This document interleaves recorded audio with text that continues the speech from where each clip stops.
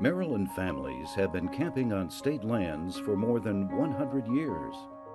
Today, a boy and his friends skip rocks onto the water on the forest floor.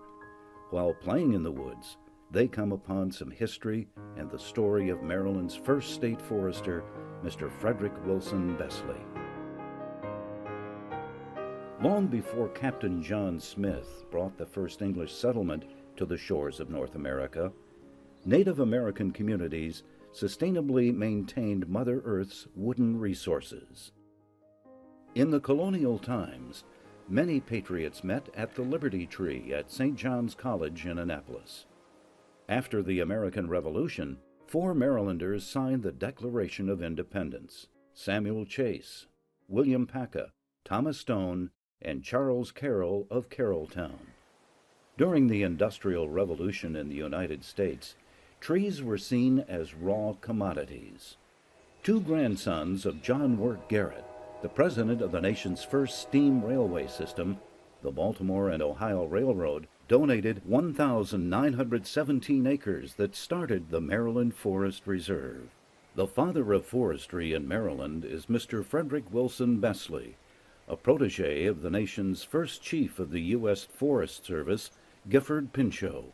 My grandfather, Fred Besley, was a farm boy who started as a school teacher and decided at some point that he wanted to become involved with forest management. So he went to work for the U.S. Forest Service, which had just been established. We're talking now the early 1900s. And he performed rather well, and I guess the person who's referred to many times as the father of American forestry, Gifford Pinchot, he heard him give a speech one day and felt that he needed to be on a career path to become a forester. So he urged him to go to Yale University, which also had just established a forestry school, to get a degree. And so he was one of the very early graduates.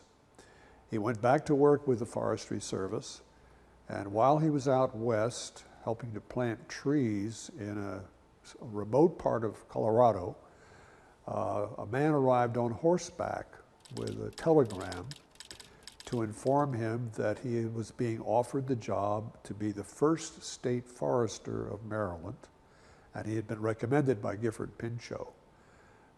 So he was rather startled, but ultimately he did take the job and began what turned into a 36-year career as State Forester of Maryland, setting a record I suspect will never be broken in this country in terms of the length of his service.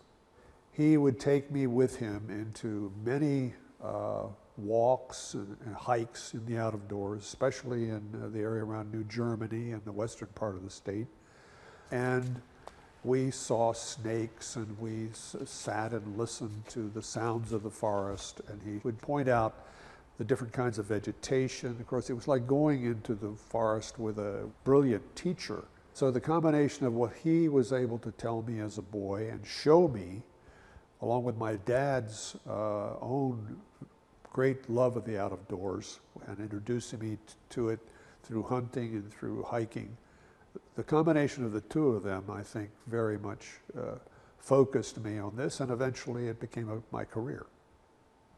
The Bay has changed so profoundly from the time he began in the early 1900s, and even since 1950 or so, when I got to really be close to the Chesapeake Bay and its waters.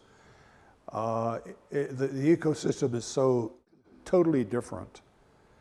When I was a boy, you could be in the front of our house, which we have on the eastern shore of Maryland, go out in a boat, and you could look down 8 feet to the bottom of the water and see crabs moving around with perfect clarity. And we're talking now here about the late 1940s and early 1950s. Today, you're lucky if you can see your hand 2 feet under the water. We need a very broad program of education of our public on what will help and what will hinder the quality of the bay. Forests are, of course, critical to the survival of the Chesapeake Bay. This cannot be emphasized enough. Trees have such multiple functions. They capture carbon dioxide. They take other nutrients out of the air. They control the flow of water off of land. They purify the water so that typically from a forested area, you will have very high quality water flowing into the Chesapeake Bay. When that forest is gone, it changes totally the water quality for the bay and its ecosystems.